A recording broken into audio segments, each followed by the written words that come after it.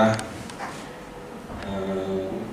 Sebelumnya dia sampaikan menyanyi Om Swastiastu. Selamat pagi Bapak Ibu.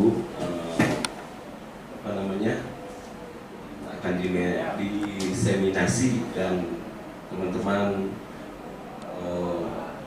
yang hadir pada ruangan ini. Pada hari ini akan diadakan kegiatan diseminasi terkait dengan CGP ya Bapak Ibu ya. Hasil yang sudah dilakukan riset atau penelitian mungkin yang nanti akan disampaikan kepada teman-teman khususnya dalam ruangan ini pada umumnya untuk warga sekolah SMK Negeri 3 Cilacap.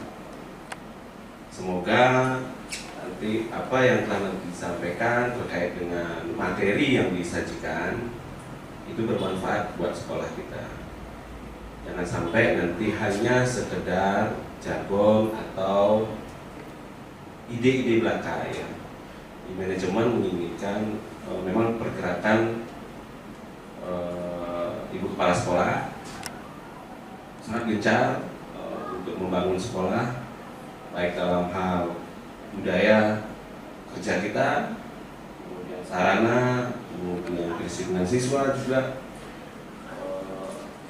termasuk hubungan-hubungan dengan dunia kerja. Jadi hal-hal ini, hal-hal positif nanti agar tetap dan harus kita imbaskan kepada warga sekolah. Memang memulai atau mengawali kegiatan yang mana sebenarnya kalau pemikiran saya muaranya adalah kita di guru-guru. Kalau guru-guru bisa memberikan tampilan atau contoh, tentunya akan diikuti oleh anak-anak kita. Dalam hal ini kegiatan diseminasi,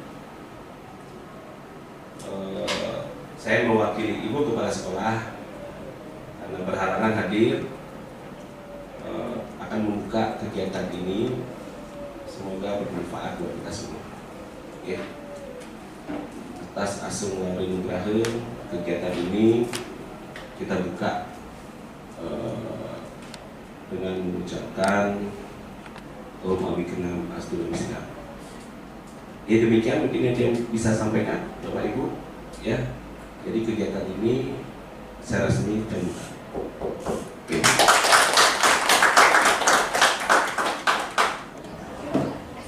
Selamat pagi Bapak Ibu.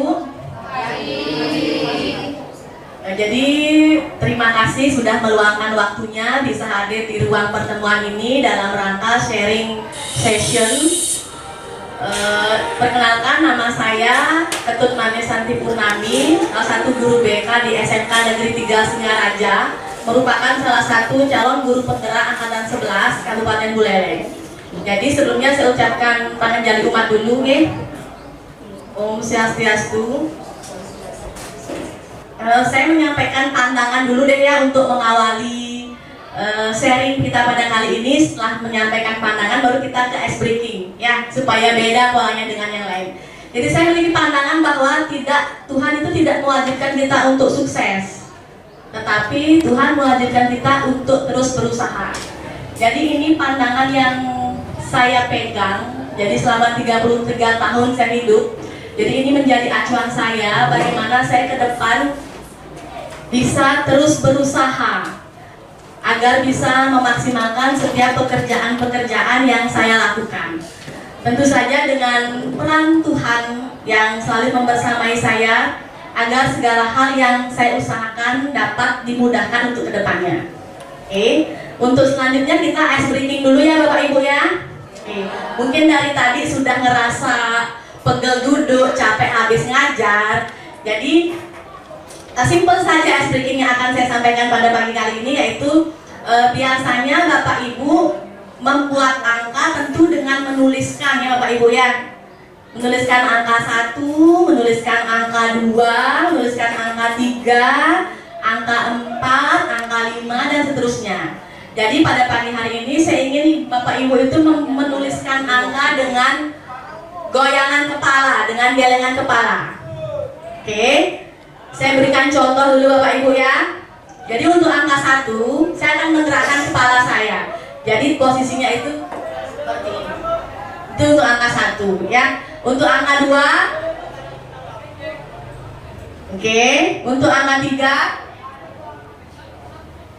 jadi bisa dibayangkan ya seperti apa ya Bapak Ibu ya. Jadi angka 1 seperti ini namun dengan gelengan kepala. Angka 2 seperti ini dengan gelengan kepala. Angka 3 seperti ini dengan gelengan kepala.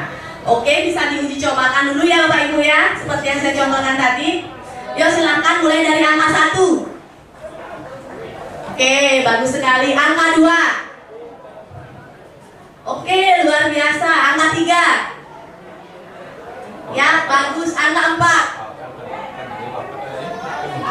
Angka 5. Ya, angka terakhir aja angka 8 ya. Yang tidak ada putusnya itu. Coba angka 8. Iya, bagus sekali. Tepuk tangan untuk kita semua. Oke. Jadi ice breaking yang sudah kita lakukan adalah membuat angka dari gelengan kepala. Oke. Saya harapkan dengan ice breaking tadi bisa membuat Bapak Ibu menjadi tertawa, bisa ada hiburan sedikit di sela-sela apa yang akan saya sampaikan nantinya. Oke, lanjut lagi ya Bapak Ibu ya. Nah, adapun tujuan dari sharing session kali ini adalah yaitu menyampaikan pembelajaran dari penerapan konsep inti dari modul budaya positif serta pemahaman mengenai konsep-konsep inti dalam modul budaya positif. Jadi yang saya sampaikan pada pagi hari ini adalah mengenai apa sih itu budaya positif gitu. Jadi kita akan menelaah kembali mengenai apa itu budaya positif. Kemudian terkait dengan budaya positif. Jadi dalam proses pembelajaran kita sering menemukan bahwa siswa yang melakukan pelanggaran, apa sih respon kita sebagai guru? Jadi ketika kita menemukan bahwa siswa melakukan pelanggaran, respon Bapak Ibu seperti apa kira-kira? Ada yang ingin memberikan pendapat mengenai pengalamannya jika menemukan hal yang demikian? Oke, Bu Yuni silahkan.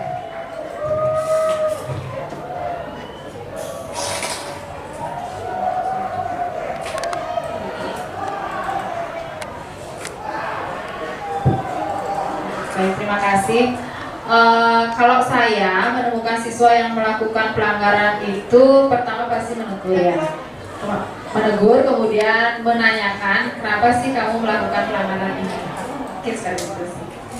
Baik Bu Yuni, terima kasih atas pendapatnya. Jadi jika Bu Yuni menemukan dalam proses pembelajaran siswa yang melakukan pelanggaran, jadi responnya Bu Yuni adalah menegur dan menanyakan kenapa bisa berbuat demikian. Atau dari Bapak Ibu yang lain ada yang ingin menyampaikan pengalamannya saat pembelajaran di kelas?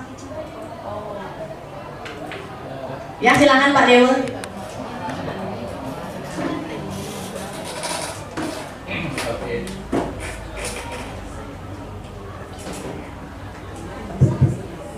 Oke, terima kasih Bu Santi. Nah, terkait dengan pertanyaan yang tertera dalam proses pembelajaran, kita sering menemukan siswa yang melakukan pelanggaran. Lalu apa respon kita? Tentu saja selama kita menjadi guru dan melakukan pembelajaran di kelas, tentunya tidak semua siswa atau murid kita itu mengikuti aturan atau turut pada aturan. Jadi ada beberapa siswa yang pastinya melanggar aturan. Nah, pada saat itu mungkin kita sama seperti Bu Yuni ya, mungkin kita menegur. Nah, menegur itu ada beberapa cara. Nah, dengan cara apa? Dengan cara yang lebih keras, ada yang sedang, ada juga yang halus. Nah, di sini kita lihat juga karakter siswanya seperti apa. Jadi kita lihat backgroundnya, terus sifatnya, karakternya. Jika memang itu harus dikerasin, ya kita harus menggunakan nada keras atau lebih kuat dalam memberikan teguran. Jika kita tahu kondisi siswanya sudah seperti pendiam dan lain-lain, kita mungkin menggunakan satu cara melakukan pendekatan yang halus dan lain-lain biar nanti teguran kita tidak berimbas atau berefek kepada murid kita ke hal-hal yang kita tidak inginkan. Jadi kita tetap menegur, tapi kita harus juga melihat background siswa itu seperti apa. Terima kasih. Ya, terima kasih untuk Pak Dewa Ardi ya, luar biasa penyampaiannya. Jadi di kelasnya Pak Dewa, jika ada siswa yang melanggar, responnya Pak Dewa adalah menegur. Tentu yang disampaikan Pak Dewa bahwa menegur melalui 3 cara. Yang pertama, cara yang lembut, yang kedua sedang, yang ketiga mungkin agak keras. Jadi tergantung dengan karakter siswa itu seperti apa sih. Karena tentu saja kondisi siswa yang kita tahu bahwa dengan berbagai macam karakteristik, agar tidak nantinya ketika kita menegur siswa justru akan menjadi hal yang sangat membuat siswa itu down, seperti itu Pak Dewi ya. Jadi terima kasih atas pendapatnya. Kemudian lanjut. Nah, pertanyaan selanjutnya adalah, menurut Bapak Ibu, apa sih pentingnya menciptakan suasana positif di lingkungan sekolah? Jadi sebenarnya hal yang kita sering abaikan ya. Kadang kita tidak melihat ini tuh sebagai sesuatu hal yang memang sangat mempengaruhi seperti apa lingkungan belajar kita di sekolah, bagaimana peran dan respon dari guru maupun siswa. Jadi apakah ada yang bisa memberikan pendapat mengenai pertanyaan saya, yaitu apa pentingnya menciptakan suasana positif di lingkungan sekolah? Apakah itu merupakan hal yang penting bagi Bapak Ibu semuanya? Ya, silakan Bu Dani. Baik, terima kasih Bu Santi atas kesempatan yang diberikan pada saya. Perkenalkan, nama saya Dani. Apa pentingnya menciptakan suasana positif di lingkungan sekolah? Itu adalah menurut saya dapat menumbuhkan dan mengembangkan motivasi siswa, entah itu dalam mengembangkan diri maupun dalam kegiatan belajar mengajar. Terima kasih Bu Santi. Terima kasih Bu Dani atas pendapatnya. Jadi benar sekali apa yang disampaikan Bu Dani bahwa suasana positif di lingkungan sekolah itu sangat penting karena hal itu akan berpengaruh terhadap bagaimana suasana belajar di kelas. Jadi ketika suasana belajar di kelas menyenangkan, tercipta suasana yang positif, tentu siswa akan merasa bersemangat, merasa antusias, dan merasa betah berada di kelas. Sangat betah mengikuti pembelajaran di kelas, seperti itu ya Bapak Ibu ya. Kemudian untuk selanjutnya mengenai perubahan paradigma belajar. Jadi saya akan menyampaikan bahwa ada seorang ahli, Dr. William Glasser, dalam kontrol teori untuk meluruskan beberapa miskonsepsi tentang kontrol. Jadi ada perubahan paradigma teori kontrol ataupun ilusi kontrol. Yang pertama adalah ilusi guru mengontrol murid. Yang kedua adalah ilusi bahwa semua penguatan positif, efektif, dan bermanfaat. Yang ketiga, ilusi bahwa kritik dan membuat orang merasa bersalah dapat menguatkan karakteristik. Yang keempat, ilusi bahwa orang dewasa memiliki hak untuk memaksa. Jadi ilusi ini saya pun sangat tertarik mempelajari ilusi karena ilusi ini adalah penyampaian pengaruh-pengaruh dari luar yang akan dapat mempengaruhi kita. Mempengaruhi salah satunya adalah bagaimana perasaan kita. Sebagai contoh, saya memberikan sebuah ilustrasi. Tangan kiri saya awalnya kan kosong. Jadi ada seseorang, misalkan nih Bu Dani menawarkan saya, Bu Santi, saya akan memberikan Bu Santi uang 200 juta. 200 juta. Kemudian saya menggenggam uang 200 juta itu. Apakah dengan uang yang Bu Santi saya berikan, Bu Santi akan mau menerima uang itu, tetapi melepaskan salah satu hal yang paling membahagiakan buat Bu Santi. Nah, jadi ketika ada ilusi seperti itu, jadi jika ada yang kemudian itu diminta kembali oleh Bu Yuni, Bu Yuni akan meminta itu. Kira-kira saya akan memberikan atau tidak? Itu tergantung dari ilusi-ilusi yang memang disampaikan oleh Bu Yuni. Jika Bu Yuni mau mempengaruhi saya untuk meminta uang itu, jadi saya akan memberikan uang itu kepada Bu Yuni untuk dibelikan mobil.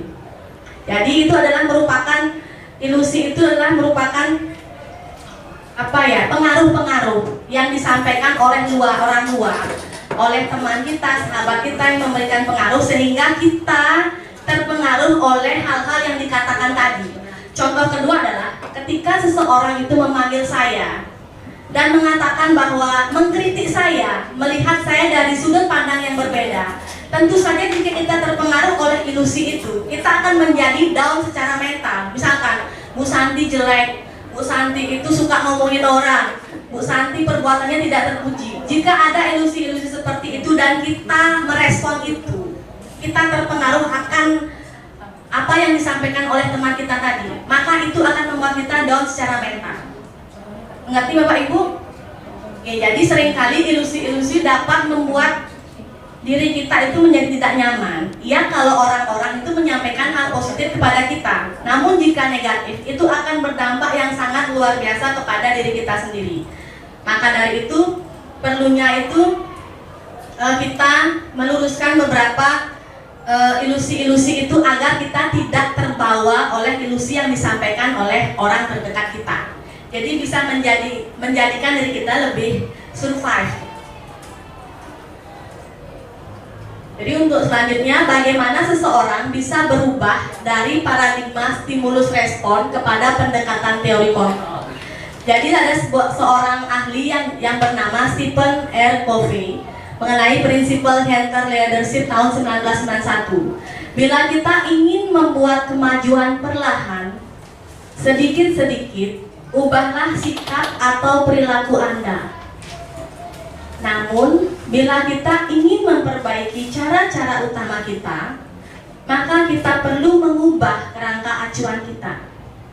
Maka dari itu, ubahlah bagaimana cara Anda melihat dunia, bagaimana Anda berpikir tentang manusia, dan ubahlah paradigma Anda.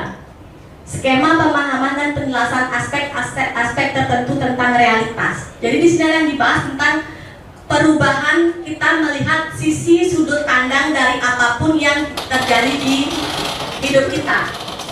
Ada perubahan paradigma, perubahan cara pandang yang memang jika kita ubah secara perlahan sedikit-sedikit perilaku kita sendiri, maka itu akan dapat membuat kemajuan walaupun perlahan. Nah, kemudian jika kita ingin melihat dunia, bagaimana kita berpikir tentang manusia, jadi ubahlah paradigma kita, ubahlah cara pandang kita mengenai sesuatu hal. Ini adalah saya selalu merefleksikan apa yang saya pelajari di kehidupan sehari-hari saya. Sebagai contohnya ini, sering sekali kita kadang melihat individu, melihat seseorang itu dari cover kan. Kita biasanya menilai orang dari cover terlebih dahulu. Ada seseorang yang memiliki wajah yang tidak begitu cantik, namun kita melihat dia itu sebagai seseorang langsung menjudge dia tidak cantik itu. Sebenarnya itu sebuah kesalahan. Jadi kita mari rubah paradigma berpikir kita. Jadi tidak selalu orang yang tidak cantik itu tidak sebagus dari apa yang ditampilkan. Tentu saja seorang itu memiliki hal-hal positif yang kita belum ketahui. Seperti contoh, misalkan tak kenal maka tak sayang. Mungkin itu bisa jadikan contoh mengenai hal ini. Kemudian perubahan paradigma stimulus respon, yaitu teori kontrol. Jadi di sini saya jelaskan bahwa teori stimulus respon dan teori kontrol. Jadi realitas atau kebutuhan kita sama. Untuk teori kontrol, realitas atau kebutuhan kita berbeda. Kemudian yang kedua, semua orang melihat hal yang sama. Itu untuk stimulus respon. Untuk teori kontrol, setiap orang memiliki gambaran yang berbeda. Perubahan paradigma yang tadi saya bahas di awal. Kemudian yang ketiga, kita mencoba mengubah agar orang berpandangan sama dengan kita. Kemudian teori kontrolnya, kita berusaha memahami pandangan orang lain tentang dunia. Yang keempat, perilaku buruk dilihat sebagai suatu kesalahan. Teori kontrolnya, semua perilaku memiliki tujuan. Jadi ini pun sama dengan konsep yang saya pikirkan bahwa setiap orang memiliki perilaku yang tentu yang berbeda dari yang kita pikirkan, tergantung dengan sudut pandang dari mana kita melihat. Jika kita melihat seseorang dari sudut pandang yang baik, maka kita akan melihat sesuatu itu sebagai sesuatu yang positif. Begitu juga sebaliknya. Kemudian yang selanjutnya adalah orang lain bisa mengontrol saya. Itu teori stimulus responnya. Jadi teori kontrolnya hanya kita yang bisa mengontrol diri kita sendiri. Kemudian teori stimulus respon selanjutnya, saya bisa mengontrol orang lain. Teori kontrolnya, Anda tidak bisa mengontrol orang lain. Kemudian yang terakhir, pemaksaan ada pada saat bujukan gagal. Jadi ketika kita sudah gagal, itu dipaksa gitu kan supaya bisa.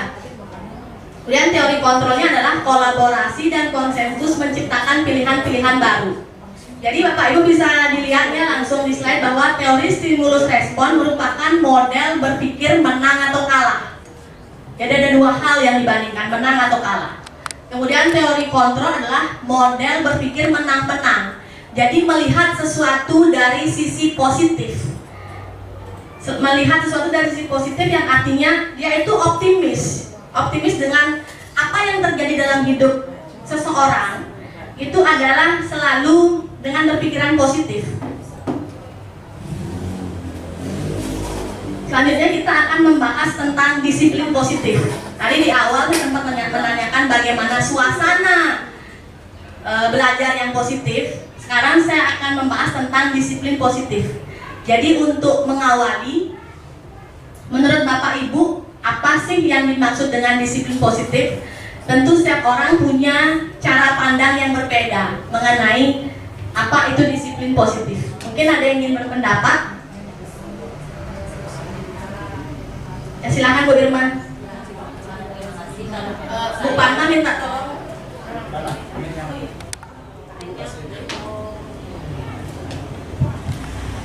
Terima kasih Bu Santi.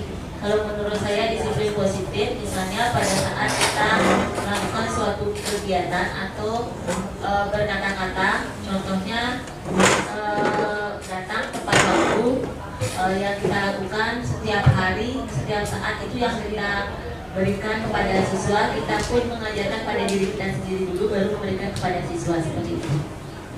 Baik, terima kasih Bu Irma atas pendapatnya, bagus sekali ya. Jadi menurut Bu Irma, disiplin positif adalah sesuatu hal yang dikerjakan, hal yang baik, hal yang positif, terus dikatakan oleh guru, kemudian akan diikuti oleh siswa sebagai sesuatu hal yang memang harus diikuti. Jadi disiplin positif adalah mentaati segala aturan-aturan seperti itu. Nah, saya akan bahas mengenai pendekatan disiplin positif. Kenapa saya ambil pendekatan? Karena saya adalah salah satu guru BK yang mana lumayan sering menerima laporan dari beberapa guru mengenai siswa-siswa yang memang indisipliner, yang tidak mematuhi disiplin-disiplin yang berlaku di sekolah. Jadi pendekatan disiplin positif adalah pendekatan yang memampukan seseorang atau anak untuk memahami dan mengontrol perilakunya dengan kesadaran, bertanggung jawab atas tindakannya dengan tetap menghormati diri sendiri dan orang lain. Jadi upaya untuk menumbuh kembangkan perilaku positif sepanjang hidup. Jadi untuk di BK memang sangat sering kita menjumpai beberapa anak yang memang kurangnya menerapkan disiplin positif dalam dirinya. Jadi kami wajib bahwa memberikan pemahaman dengan mengontrol perilaku dengan kesadarannya bahwa anak itu hidup di lingkungan sekolah yang memang ada aturan, terikat oleh tata tertib. Jadi hal-hal itu harus dipenuhi sebagai upaya salah satu disiplin yang memang diterapkan oleh anak. Tentunya disiplin ini akan terus dibawa jika anak mampu melakukan disiplin dari sejak bangku seperti sekarang SMK, maka kedisiplinannya itu akan terus dibawa sampai ke jenjang yang lebih tinggi. Misalkan untuk kita di SMK ada program BMW, bekerja melanjutkan dan wirausaha. secara tidak langsung mereka itu akan menjadi sebuah hal yang memang terus dilakukan. Jika bekerja bisa disiplin di tempat kerja, jika kuliah mungkin menerapkan itu di tempat kuliah ataupun wirausaha, dia akan sangat disiplin waktu maupun disiplin yang lainnya. Nah, dalam pendekatan disiplin positif dibutuhkan trust and care. Ada 4 komponen penting menurut saya, yaitu yang pertama, jadi untuk kita di awal itu agar mengetahui dulu bahwa anak itu dengan karakteristik yang berbeda, dengan sifat yang beragam, dan berada dari keluarga yang juga bervariasi. Ada yang memang keluarganya memang peduli sama anak, care sama anak, ada mungkin yang agak sibuk bekerja orang tua sehingga tidak mampu benar-benar menjalankan perannya yang sesungguhnya sebagai seorang ayah atau ibu. Jadi ada 4 komponen penting. Yang pertama, karena itu akan mempengaruhi terhadap bagaimana anak itu mematuhi disiplin di sekolah. Yang pertama adalah tahu, kenal, dan memahami perkembangan anak itu seperti apa. Yang kedua, memahami perilaku tidak tepat anak, jadi dari sudut pandang yang tepat. Yang ketiga, menerapkan konsekuensi logis yang berfokus kepada solusi. Yang keempat, memberikan penguatan dan dorongan positif kepada anak. Tentu kita sebagai guru, hal-hal ini kita bisa terapkan di sekolah, terutama di kelas saat pembelajaran, di mana kita bisa memberikan apresiasi kepada anak, memberikan dorongan kepada anak bahwa jika dia memang sudah melakukan hal yang positif, wajib diapresiasi agar anak itu merasa yang benar-benar dihargai. Jangankan diberikan apresiasi, kadang kita menghafal nama anak aja, anak itu sudah sangat bahagia. Dalam hatinya pasti bilang, wah ternyata Bu Santi ingat sama nama saya itu. Jadi mereka itu akan merasa lebih dihargai sebagai seorang siswa. Selanjutnya saya akan membahas tentang tujuan disiplin positif. Tujuan dari disiplin positif adalah menanamkan motivasi pada murid-murid kita, yaitu untuk menjadi orang yang mereka inginkan dan menghargai diri sendiri dengan nilai-nilai yang mereka percaya. Jadi ketika murid-murid kita memiliki motivasi tersebut, mereka telah memiliki motivasi intrinsik yang berdampak jangka panjang. Motivasi yang tidak akan terpengaruh pada adanya hukuman atau hadiah. Mereka akan tetap berperilaku baik dan berlandaskan nilai-nilai kebajikan, karena mereka ingin menjadi orang yang menjunjung tinggi nilai-nilai yang mereka hargai atau mencapai suatu tujuan mulia. Jadi saya akan bertanya kepada Bapak Ibu, kenapa saya menulis motivasi yang tidak akan terpengaruh pada adanya hukuman atau hadiah.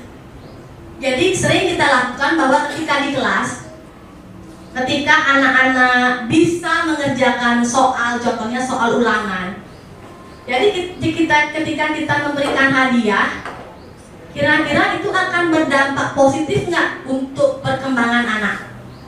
Untuk memberikan apresiasi ke anak, tidak, guru tuh tidak hanya memberikan pujian, namun memberikan hadiah. Bapak Ibu, hal itu efektif tidak dengan memberikan hadiah ke siswa dapat meningkatkan motivasi terutama di disiplin positif?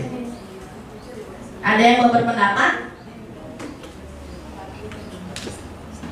Untuk hadiah, apakah pemberian hadiah dapat mempengaruhi motivasi siswa dalam belajar? Bisa, oke, bisa. Tapi menurut saya, hadiah yang kita berikan ke siswa itu cukup hanya dengan penghargaan berupa kata kalimat-kalimat penguatan. Karena jika motifnya adalah hadiah sesuatu benda, maka anak itu tidak serta-merta melakukan sesuatu hal itu dengan ketulusan. Tentu ada hal yang ingin dicapai, yaitu hadiah itu. Jadi itu akan menurunkan dari tujuan pembelajaran di kelas.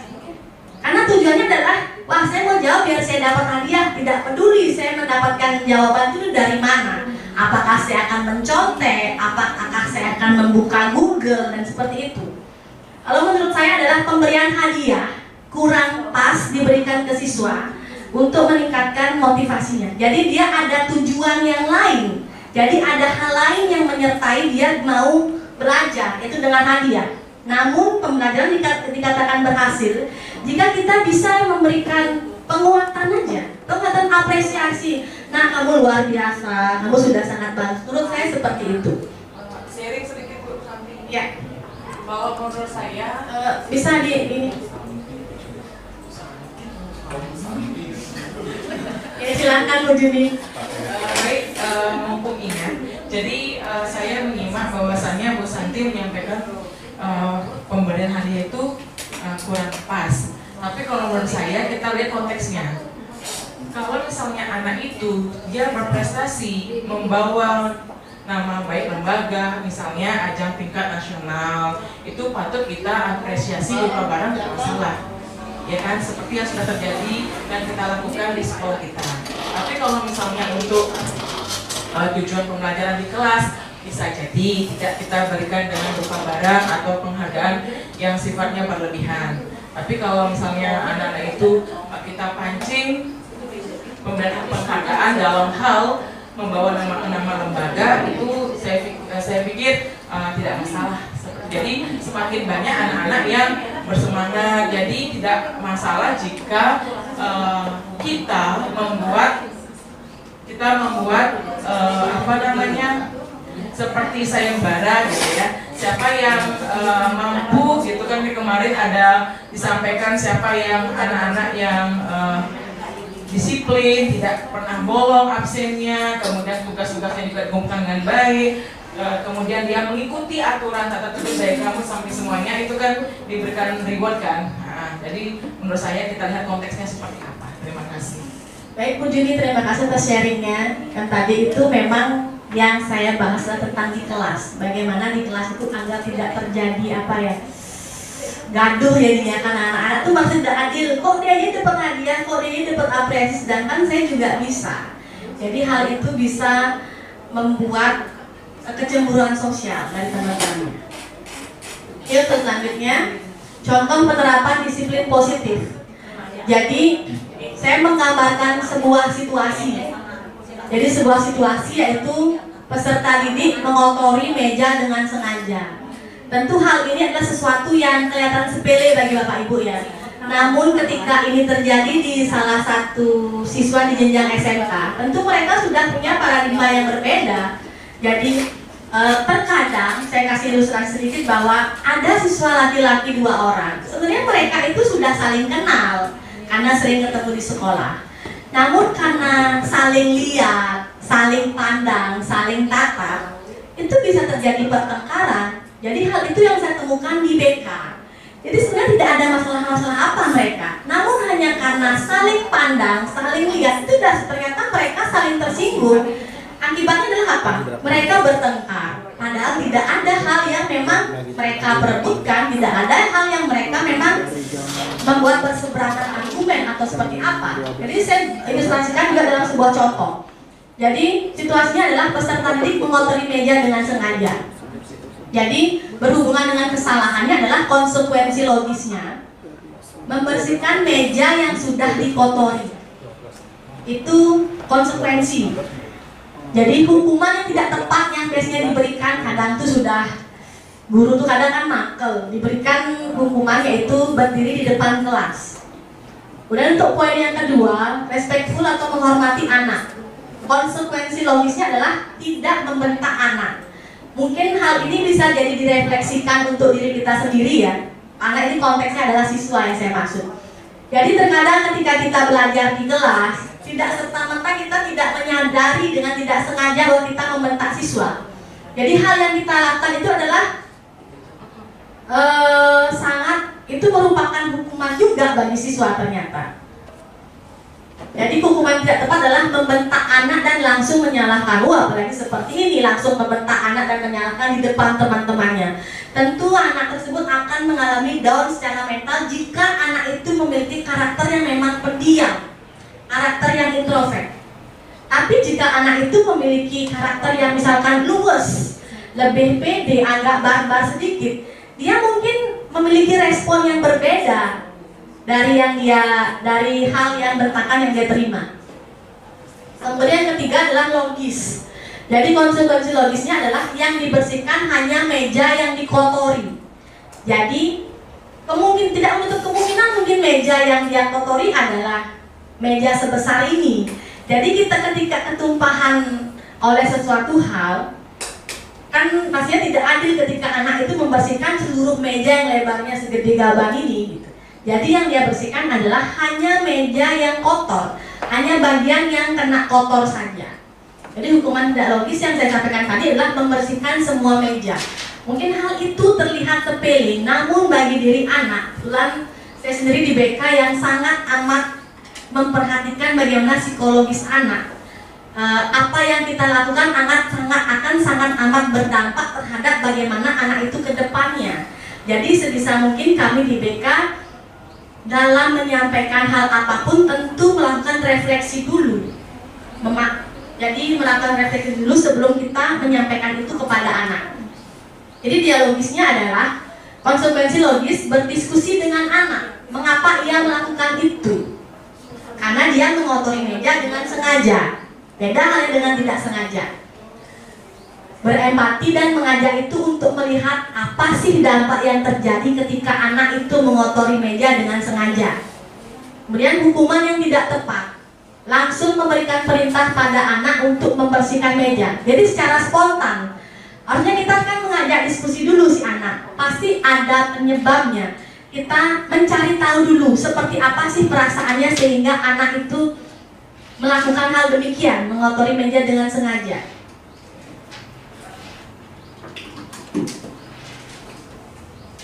Kemudian mengintegrasikan disiplin positif, yaitu menjadikan proses mengajar dan membimbing anak sebagai proses seni fasilitasi yang memampukan anak. Jadi kembangkan proses membangun kesepakatan kelas yang nanti akan kita bahas di slide selanjutnya. Sebagai norma berlaku di kelas, serta refleksi pelaksanaan kesepakatan itu secara berkala. Kembangkan metode kolaboratif daripada kompetisi. Kembangkan media pertemuan kelas secara berkala untuk membangun pemikiran dan perilaku positif untuk kejadian-kejadian yang sudah terjadi maupun yang sementara yang dibutuhkan untuk anak. Kemudian memberikan kesempatan pada siswa mengambil tanggung jawab bila dimungkinkan alur penataan kelas yang nyaman untuk mendukung proses pembelajaran. Jadi mengintegrasikan disiplin positif di dalam kelas ini, jadi peran yang pertama itu adalah kita sebagai guru. Bagaimana kita sebagai guru mampu memberikan fasilitas kepada anak, fasilitas dalam artian bahwa bagaimana kita menjadi guru yang bijak. Kemudian membuat kesepakatan kelas untuk menjadi sebuah, dalam tanda kutip itu adalah ikatan. Bagaimana siswa itu dapat melakukan hal-hal sesuai dengan kesepakatan kelas yang sudah dilakukan sebelumnya, yang sudah disepakati sebelumnya. Terus selanjutnya adalah nilai-nilai kebajikan. Nilai-nilai kebajikan. Jadi apa nilai kebajikan yang ingin diangkat dari peraturan-peraturan berikut? Yang pertama adalah nilai-nilai kebajikan tentu ada beragamnya. Ada yang tadi sudah dibahas sama Bu Yuniantari dan Pak Ngurah itu tentang keselamatan, menghargai, ketaatan, kesopanan. Yang saya angkat adalah yang pertama, memiliki rasa empati dan peduli terhadap sesama. Kira-kira menurut Bapak Ibu nilai kebajikan apa yang terkandung dari kalimat ini? Memiliki rasa empati dan peduli terhadap sesama. Apa yang kira-kira yang masuk nilainya? Ada yang ingin menyampaikan pendapatnya? Tanggung jawab, ya bisa. Yang paling dasar yang memang harus dimiliki oleh seseorang itu apa sebenarnya? Yang bikin berbunga-bunga itu kan masuk ke ini juga. Empati. Ya, benar sekali, kasih sayang. Rasa empati juga bisa ya, kasih sayang juga iya. Kemudian yang kedua, memiliki prinsip yang kuat dan konsisten dalam bertindak. Nilai apa yang terkandung di sini?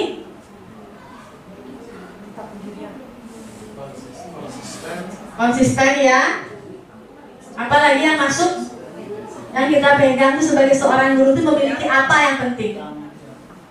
Oke, tanggung jawab, integritas ya Pak Ibu ya. Jadi memiliki prinsip yang kuat dan konsisten dalam bertindak itu tadi disampaikan tanggung jawab ya, benar sekali, masuk juga ke integritas juga ya. Jadi yang ketiga, dilarang menggunakan kata-kata kasar. Apa yang masuk di sini? Apa? Sopan santun ya, masuk juga. Menghormati ya. Coba kita buka ya. Ya, masuk ke hormat. Yang pertama, memiliki rasa empati dan peduli terhadap sesama adalah kasih sayang. Apakah Bapak Ibu bisa hidup tanpa kasih sayang? Tidak. Jadi kasih sayang bisa diperoleh dari guru juga ya. Tapi dalam konteks memang kita sebagai murid dan seorang guru adalah masih di batas yang pelajar. Misalkan anak itu, kalau saya sendiri, saya sangat suka sharing, berbagi pengalaman dengan teman-teman ya. Ketika kita memanggil siswa dengan namanya dia, atau dengan mengatakan kamu, atau dengan mengatakan nak, kira-kira yang lebih senang didengar oleh siswa yang mana? Nah, oke, kalau kami memang di BK itu sangat suka memanggil siswa itu dengan sebutan nak. Kadang secara nggak langsung kita bilang bahwa siswa asuhan kami itu dengan menyebutnya anakku gitu. Kadang orang yang tidak paham gitu kan, dikira ini, Bu Santi anaknya sudah SMA ya, Bu Santi anaknya sekolah di sini ya. Kadang seperti itu, karena memang saking itu memang hal yang memang kita sebutkan gitu. Nah kalau manggil, walaupun kita tahu namanya, kadang saya sendiri ya, tapi nyaman, nah ambil ininya itu, nah tolong dong ambil ininya gitu. Jadi hal itu bagi saya sendiri, mungkin bagi teman-teman di BK adalah hal yang penyebutan yang bisa mengapresiasi siswa. Terkadang kan siswa dengan berbagai karakternya tidak semua terpenuhi rasa kasih sayangnya di rumah. Namun kita di sini peran kita sebagai guru BK atau konselor agar dapat memberikan kasih sayang itu dengan cara seperti itu. Kemudian yang kedua, memiliki prinsip yang kuat dan konsisten dalam bertindak, masuk ke integritas ya. Jadi prinsip yang kuat dan konsisten itu merupakan integritas yang harus kita miliki. Yang ketiga, itu dilarang menggunakan kata-kata kasar. Itu menjadi sesuatu yang sikap hormat kita itu tidak dengan mengatakan kata yang kasar.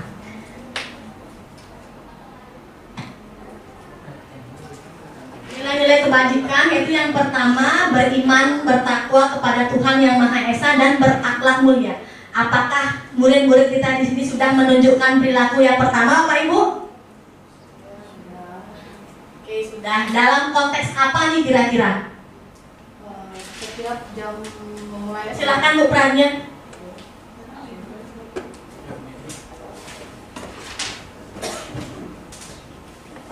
Baik, terima kasih atas waktunya Bu Santi.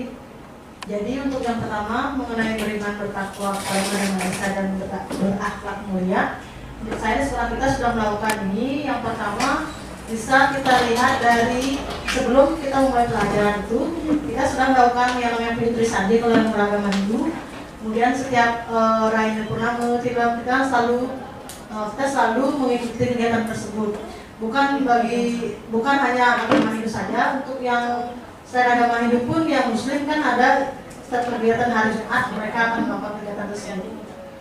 Terima kasih Bu Santi. Baik, terima kasih Bu Pranya atas pendapatnya. Jadi benar sekali ya bahwa dalam nilai kebajikan nomor 1 di sekolah kita SMK Negeri 3 Singaraja ini sudah menerapkan hal itu.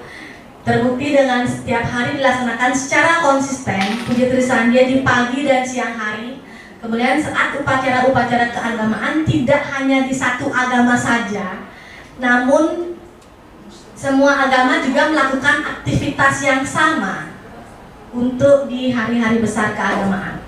Kemudian yang berkebinekaan global, mungkin ada yang bisa menyampaikan seperti apa penerapannya di sekolah? Nilai-nilai kebajikan? Ya silakan Bu Meta.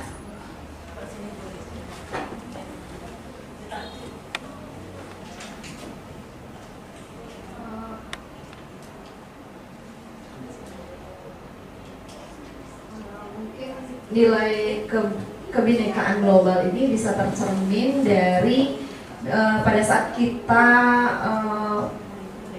ada menuju Purnama atau di Hari Raya Purnama itu kan kita semua bukan hanya umat Hindu saja yang beraktivitas keagamaan, tetapi juga umat Muslim itu beraktivitas sesuai dengan agamanya. Misalnya mengadakan apa kemarin ya,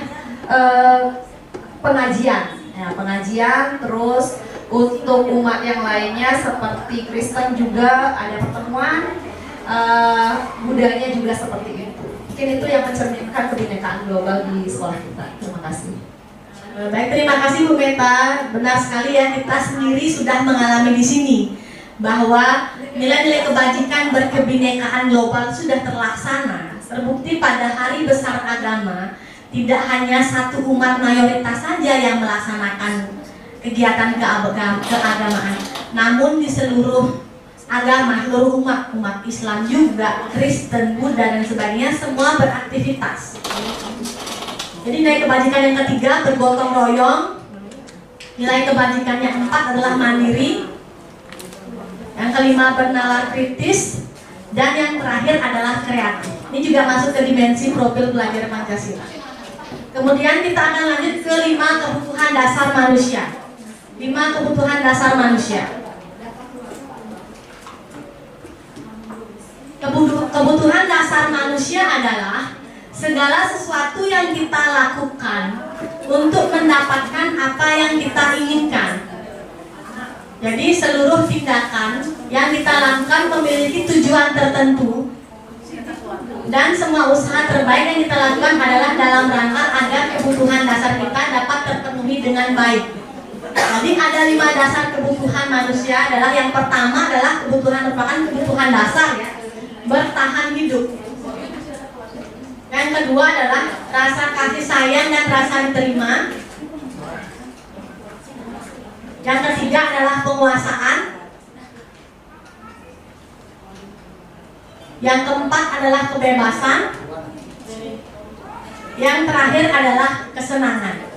Jadi ada 5 dasar kebutuhan manusia yang harus dipenuhi ya. Seperti yang saya sampaikan tadi adalah bertahan hidup, kasih sayang dan rasa diterima, penguasaan, kebebasan, dan kesenangan merupakan hal yang memang harus kita dapatkan. Jadi menurut Bapak Ibu, jika kasih sayang dan rasa diterima tidak didapatkan, apakah Bapak Ibu bisa merasa bahagia? Tidak. Jadi satu saja yang hilang itu tidak akan merasa bahagia. Terlebih lagi rasa kasih sayang ya, itu memang hal yang menurut saya itu udah basic dasar sekali yang memang harus dimiliki oleh setiap orang. Karena dengan dimiliki itu kita menjadi tidak gampang stres. Benar ya Bapak Ibu? Jadi kalau udah nggak ada itu gampang stres, uring-uringan, gampang marah, seperti itu ya dirasakan pasti.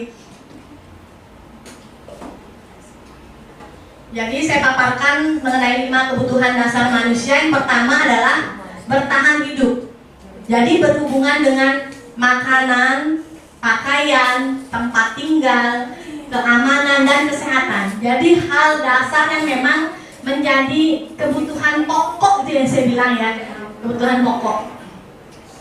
Yang kedua adalah kasih sayang dan rasa diterima. Jadi rasa diterima, dipedulikan, berbagi, kerjasama, dan menjadi bagian dalam kelompok. Rasa diterima itu Bapak Ibu ada yang bisa sharing nggak? Ada nggak dari Bapak Ibu yang memang merasa di suatu momen, di suatu ketika merasa, duh, aku kok kayaknya nggak diterima ya di sini. Ada nggak yang ingin berbagi pengalaman mengalami hal yang demikian, yang rasa tidak diterima itu? Ada nggak? Coba Pak Murah, untuk rasa diterima, pernah nggak berbagi pengalaman gitu, menjadi orang yang ngerasa, duh, aku kayak nggak diterima di sini, kayak rasa minder.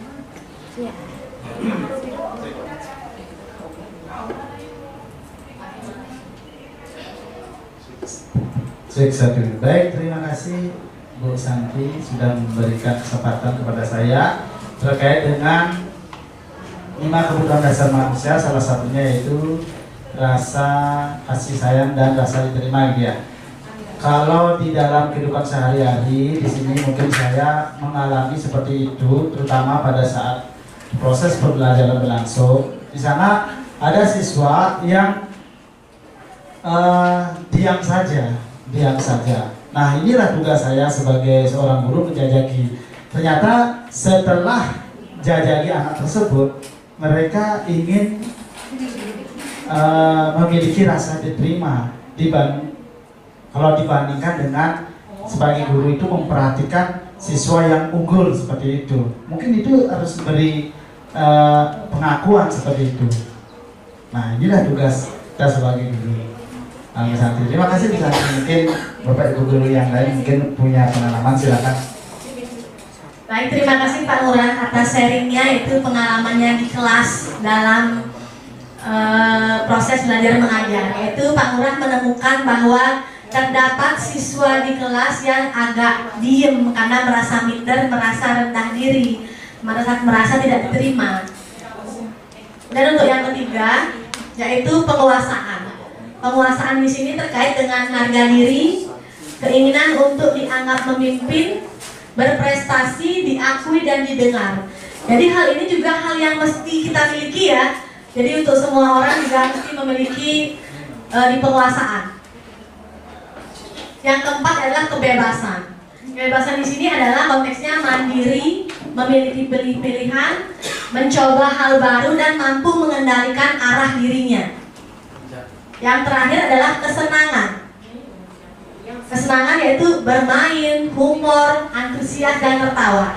Jadi kelima kebutuhan dasar ini yang mesti dimiliki oleh setiap orang.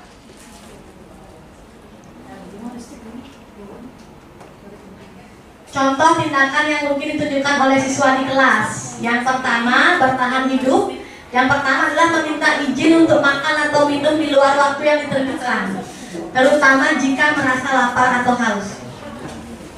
Yang kedua, mencari tempat yang aman dan nyaman di dalam atau di sekitar sekolah untuk merasa terlindungi. Yang ketiga, menghindari situasi yang dianggap berbahaya atau mengancam keselamatan seperti perkelahian atau aktivitas fisik yang terlalu berat. Untuk poin yang kedua, yaitu kasih sayang. Contoh tindakan yang mungkin ditunjukkan oleh siswa di sekolah. Yang pertama, mencari perhatian dari guru atau teman sebaya, misalkan dengan bercerita tentang pengalaman pribadi atau meminta bantuan. Yang kedua, membentuk dan mempertahankan hubungan dekat dengan teman-teman di kelas atau kelompok belajar. Yang ketiga, menunjukkan tindakan kasih sayang, seperti memberi hadiah kecil, memeluk atau mengatakan kata-kata yang mendukung kepada teman atau guru. Yang ketiga adalah penguasaan. Yang pertama, berusaha keras untuk mendapatkan nilai yang baik atau penghargaan dalam akademik dan ekstrakurikuler. Yang kedua, mengambil peran kepemimpinan dalam kelompok ataupun organisasi seperti menjadi ketua kelas ataupun ketua klub. Yang ketiga, meminta umpan balik yang sifatnya konstruktif dari guru untuk memperbaiki kinerja akademik ataupun keterampilan tertentu. Yang keempat adalah contoh tindakan yang ditunjukkan oleh siswa pada kebajikan. Yang pertama, meminta izin untuk memilih topik proyek atau metode belajar yang sesuai dengan minat dan gaya belajar mereka.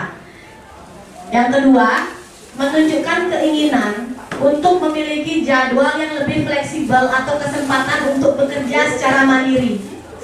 Yang ketiga, menunjukkan ketidakpatuhan atau protes terhadap aturan yang dianggap terlalu ketat ataupun tidak adil. Yang kelima adalah kesenangan. Jadi kesenangan itu yang pertama itu contoh tindakan siswa, yaitu mengambil bagian dalam kegiatan yang menyenangkan dan menghibur, seperti olahraga, seni, ataupun permainan di waktu istirahat. Yang kedua, mencari interaksi sosial yang menyenangkan dengan teman-teman seperti bercanda atau bermain bersama. Ketiga, mengikuti kegiatan ekstrakurikuler yang sesuai dengan hobi dan minat mereka. Untuk selanjutnya saya akan menyampaikan mengenai motivasi perilaku manusia. Motivasi perilaku manusia yaitu yang pertama, menghindari ketidaknyamanan atau hukuman. Yang kedua, mendapatkan imbalan atau penghargaan. Yang ketiga adalah menjadi orang yang mereka inginkan dan menghargai diri sendiri dengan nilai-nilai yang mereka percaya. Mungkin Bapak Ibu juga mengalami hal yang demikian ya, untuk dimotivasi perilaku manusia. Selanjutnya adalah 5 posisi kontrol. 5 posisi kontrol saya akan menyampaikan, yaitu yang pertama adalah 5 posisi kontrolnya, yaitu penghukum. Yang kedua, pembuat merasa bersalah. Yang ketiga, sebagai teman. Yang keempat, sebagai pemantau. Yang kelima, sebagai manajer. Jadi saya langsung sampaikan saja mengenai penjelasannya. Nanti saya akan tanyakan untuk sharing dari 5 posisi kontrol, posisi mana yang Bapak Ibu bisa dilakukan di dalam pembelajaran dalam kelas. Itu yang pertama adalah sebagai penghukum. Sebagai penghukum. Jadi penjelasannya adalah guru percaya bahwa cara dia yang terbaik. Jadi guru menggunakan hukuman fisik maupun verbal. Seperti kamu salah terus gitu, dengan cara membentak dengan nada suara yang keras gitu. Dan selalu pasti kamu yang terakhir gitu. Itu kan jika disampaikan dengan nada yang ancaman itu kan membuat siswa itu menjadi takut gitu. Yang ketiga, patuhi aturannya ya, awas kalau salah. Itu sudah nada mengancam yang disampaikan oleh guru, sehingga siswa merasa tidak nyaman. Untuk posisi kontrol yang kedua, yaitu pembuat rasa bersalah, yaitu guru menggunakan intonasi yang lebih rendah atau lemah lembut atau mungkin hening untuk membuat situasi yang tidak nyaman. Kita mungkin sebagai guru sering ya melakukan hal demikian ya. Duh, daripada saya marah, mending saya diam gitu. Jika dengan diam mampu membuat anak itu kadang dah mengerti, oh ibunya udah diam nih, diam. Jadi tidak harus dengan cara membentak, mengeluarkan kata-kata yang memang dengan nada yang tinggi. Dan yang kedua adalah guru menggunakan kalimat agar murid merasa bersalah atau kasihan pada guru. Seperti, ibu sangat kecewa loh sama kamu gitu. Terus berapa kali sih ibu harus ngasih tahu kamu. Jadi kata-kata yang memang sebenarnya adem didengar dengan nada suara yang enak, namun menusuk hati murid kurang lebihnya untuk membuat merasa bersalah ya. Ketiga adalah posisi teman, yaitu guru menggunakan kalimat persuasif dan intonasi atau nada suara ramah untuk mengontrol murid. Yang kedua, guru menggunakan humor dan mempunyai hubungan baik dengan murid. Yang ketiga, menggunakan kalimat yang positif dan jenaka, seperti ayo belajarlah demi ibu, atau mungkin ya sudah kali ini tidak apa-apa, ibu maafkan ya dan bantu bereskan. Jadi hal-hal yang memang seperti selayaknya kita sebagai teman dengan murid. Posisi yang selanjutnya adalah posisi memantau. Jadi guru selalu mengawasi murid dan bertindak sesuai pada peraturan sekolah dan konsekuensi. Jadi sifatnya hanya memantau di sini, hanya mengontrol, hanya menguasai seperti itu, tanpa ada hal lain, yang hanya memantau saja gitu. Yang terakhir adalah posisi kontrol yang paling ideal, yang sebenarnya menjadi tagihan kita sebagai guru adalah yang terakhir, yaitu manajer. Yaitu guru mendukung murid untuk menemukan solusi atas permasalahannya sendiri. Kemudian guru mempersilahkan muridnya untuk mempertanggungjawabkan perilakunya, menggunakan restitusi untuk mengajak murid menganalisis keadaan untuk memperbaiki kesalahannya. Nanti untuk restitusi akan saya jelaskan di kelas lain ini. Jadi saya ingin menanyakan pendapat Bapak Ibu nih. Jadi dari 5 posisi kontrol yang sudah saya sampaikan, menurut Bapak Ibu bisa di-sharing pengalamannya 5 posisi kontrol itu posisi yang mana sih yang sering Bapak Ibu lakukan ketika memberikan pembelajaran di kelas? Ada yang ingin menyampaikan pendapat?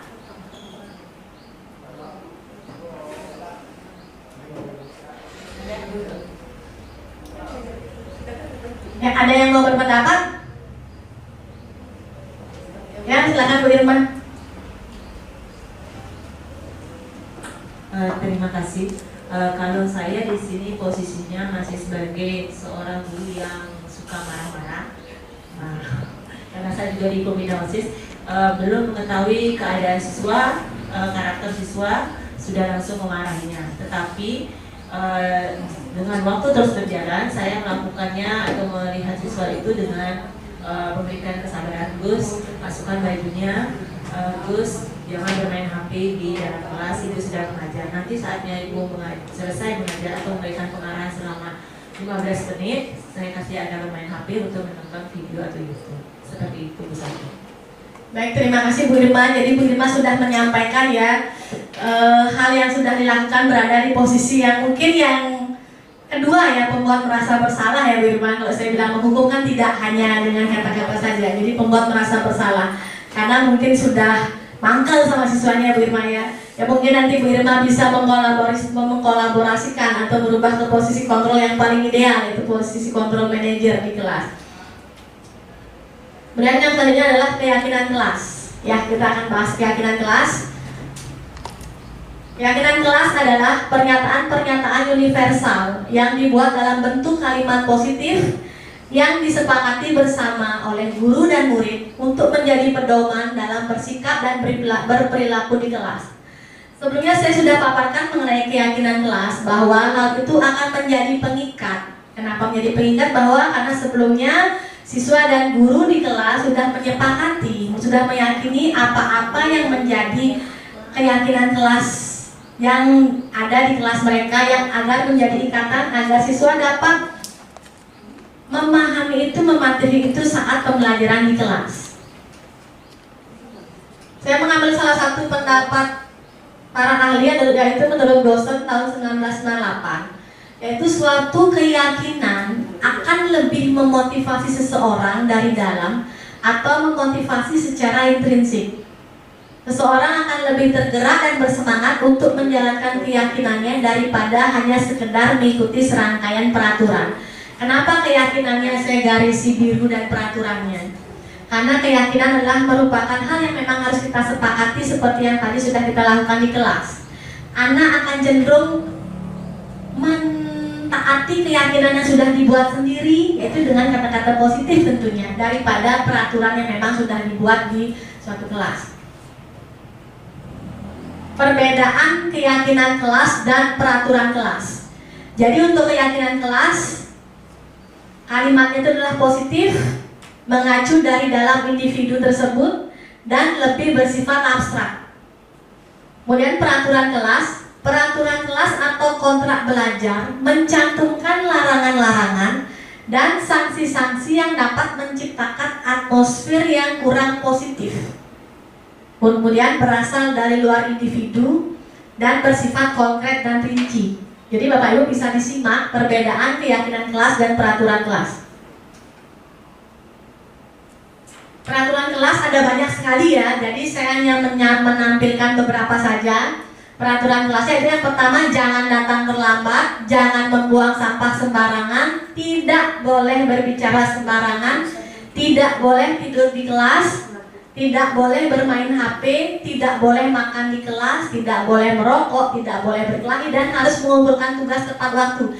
Kira-kira menurut Bapak Ibu ini sangat ya, sepertinya siswa itu sangat terbebani dengan kata-kata ini. Karena acuannya adalah jangan, tidak, harus gitu.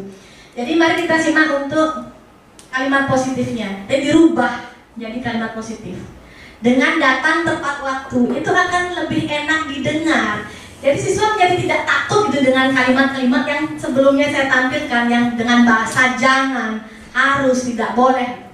Jadi dengan kalimat positif, datang tepat waktu, membuang sampah pada tempatnya, berbicara dengan sopan, ini akan membuat vibes yang lebih positif kepada siswa.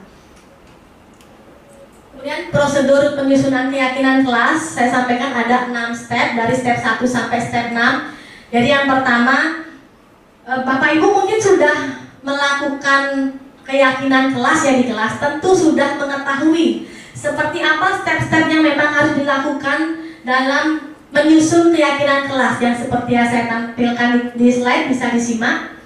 Oke, jadi seperti ini. Kemudian saya tampilkan keyakinan kelas siswa 12 di KJ 1 karena salah satu ampuan di kelas saya adalah kelas ini. Jadi kalimat-kalimatnya adalah positif. Nah, jadi ada pertanyaan lagi nih dari saya. Apa yang Bapak Ibu lakukan jika terdapat murid yang melanggar keyakinan kelas? Tadi kan kita sudah mengetahui apa itu keyakinan kelas, peraturan kelas, bagaimana cara menyusunnya. Sekarang menurut Bapak Ibu, apa yang Bapak Ibu lakukan jika terdapat murid yang melanggar keyakinan kelas yang sebelumnya sudah disepakati oleh murid dan guru? Ada yang bisa menyampaikan pendapat? Ya, silakan Bu Yuni.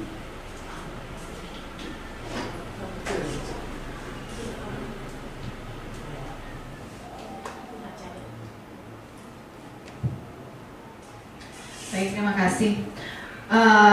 Yang saya lakukan jika terdapat siswa saya di kelas ya, jika ada yang melanggar keyakinan kelas, tentu saja saya akan menerapkan konsekuensi yang sudah kita sepakati sebelum keyakinan kelas itu kita tempel, kita sepakati ya sebelumnya. Kalau seandainya melanggar peraturan A, maka konsekuensinya seperti ini. Jika melakukan pelanggaran B, konsekuensinya seperti ini.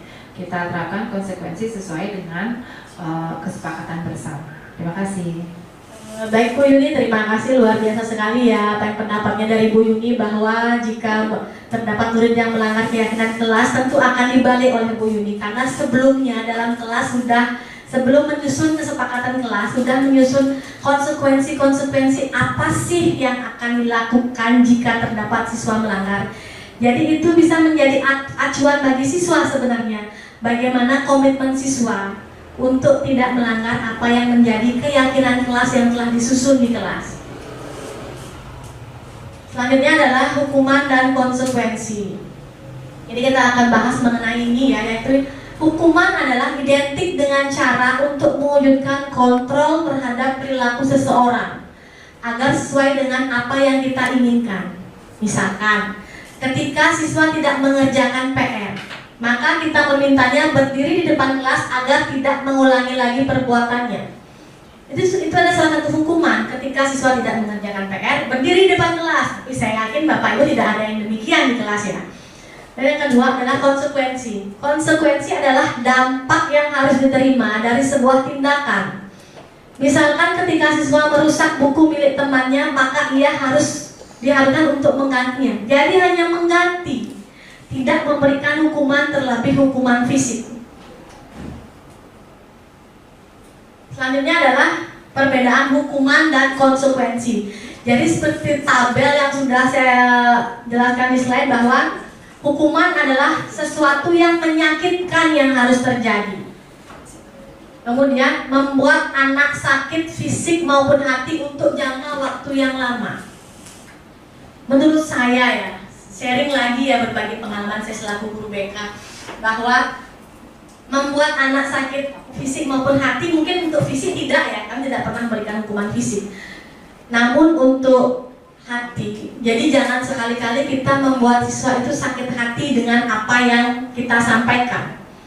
Terlebih lagi dengan bahasa-bahasa yang tidak mengenakan seperti bahasa kasar, bahasa yang mendiskriminasi siswa. Karena terjadi beberapa kasus ternyata di sekolah ini bahwa terdapat oknum ya, guru yang memang kadang ngomongnya itu agak kurang mengenakan, yang menyebabkan siswa itu sakit hati.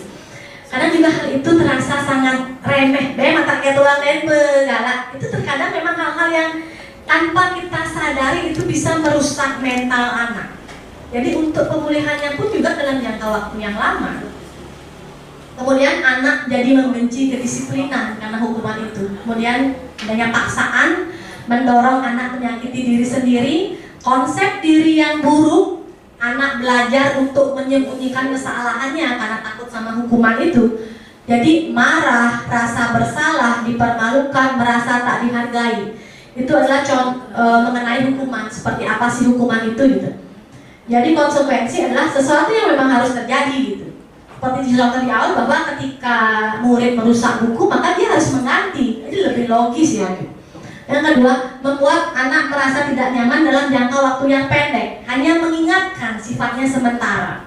Yang ketiga, anak menghargai disiplin. Kemudian stimulus tanggapan, mendorong anak agar mudah menyesuaikan diri. Konsep diri yang baik, anak belajar untuk mematuhi peraturan dan kehilangan hak dibuat tidaknya diasingkan untuk sementara. Ya. Terus selanjutnya saya bahas tentang restitusi ya. Restitusi adalah proses menciptakan kondisi bagi murid untuk memperbaiki kesalahan mereka sehingga mereka bisa kembali pada kelompok mereka dengan karakter yang lebih kuat.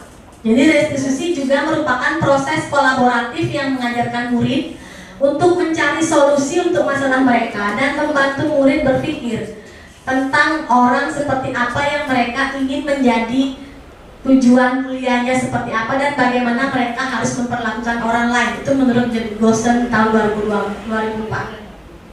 Jadi selanjutnya segitiga restitusi. Jadi segitiga restitusi jika diterapkan ini sangat bagus sekali untuk bagaimana sikap anak ke depannya. Jadi ada 3 langkah yang dilakukan, yaitu yang pertama adalah menstabilkan identitas, yang kedua validasi kebutuhan, yang ketiga adalah menanyakan keyakinan. Jadi untuk menstabilkan identitas adalah kita menerima dulu kesalahan-kesalahan siswa dengan kalimat-kalimat seperti setiap orang pasti pernah melakukan kesalahan. Yang kedua adalah kamu bukan satu-satunya orang yang pernah melakukan ini. Jadi seperti itu bahasa-bahasa untuk menstabilkan identitas. Jadi buat anak itu menerima dulu. Yang kedua adalah validasi kebutuhan. Validasi kebutuhan adalah pertanyaan-pertanyaan tentu akan seperti ini. Kamu tentu punya alasan mengapa kamu melakukan itu. Jadi yang kedua, adakah cara yang lebih efektif untuk mendapatkan apa yang kamu butuhkan? Jadi setelah distabilkan dulu, kemudian memvalidasi apa yang menjadi kebutuhan anak tersebut dengan contoh 2 pertanyaan yang saya sampaikan tadi. Jadi untuk selanjutnya adalah menanyakan keyakinan. Keyakinan apa sih gitu yang masuk ke sana? Jadi nilai-nilai apa yang telah kita sepakati. Kemudian yang kedua, kamu ingin menjadi orang yang seperti apa? Jadi untuk menanyakan keyakinannya dia gitu. Dari awal itu, jadi itu merupakan langkah-langkah dari segitiga restitusi.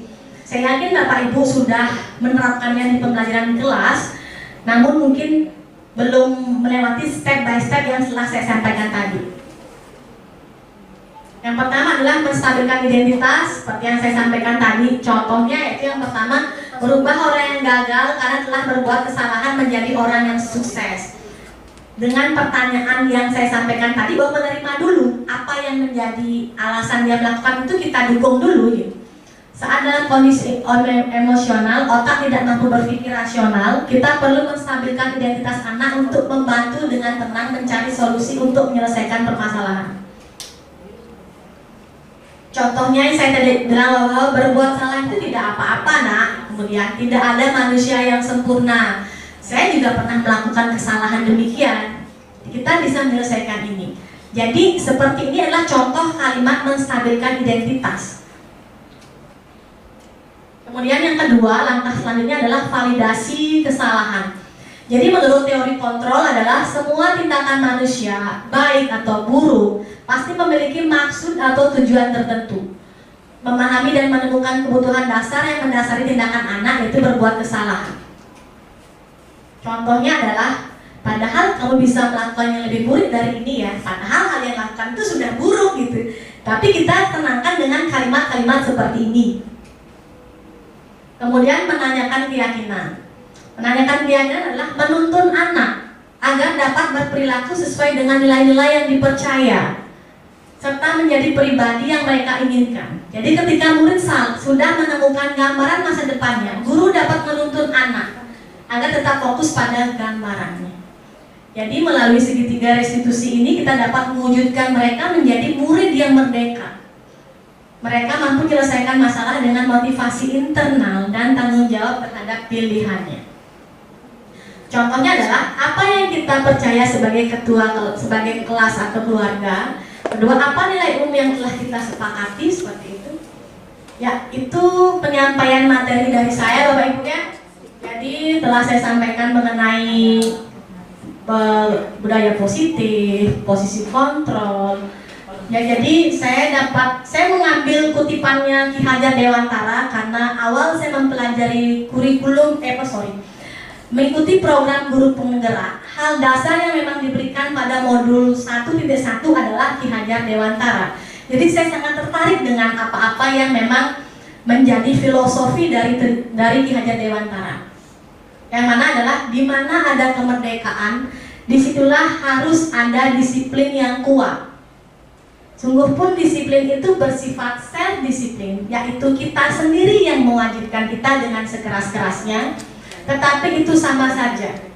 Sebab jikalau kita tidak cakap melakukan self-disiplin, maka wajiblah penguasa lain mendisiplinkan diri kita sendiri.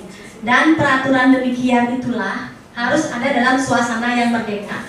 Jadi ini adalah mengenai salah satu filosofi dari Ki Hajar Dewantara yang memang menjadi panutan saya gitu. Seperti yang saya tadi bilang bahwa di awal pembelajaran menjadi calon guru penggerak adalah hal ini yang menjadi dasar, menjadi poin untuk belajar untuk ke jenjang modul-modul selanjutnya. Baik Bapak Ibu, terima kasih atas waktunya yang sudah mendengarkan sharing diskusi yang sudah saya sampaikan pada pagi hari ini. Semoga nantinya kita dapat memberikan perubahan yang positif dari lingkup yang lebih kecil dulu di dalam pembelajaran di kelas maupun ke skup yang lebih luas lagi, yaitu membawa perubahan yang positif di sekolah. Akhir kata saya tutup dengan Parama Santi. Om Santi Santi Santi Om. Terima kasih Bapak Ibu semuanya.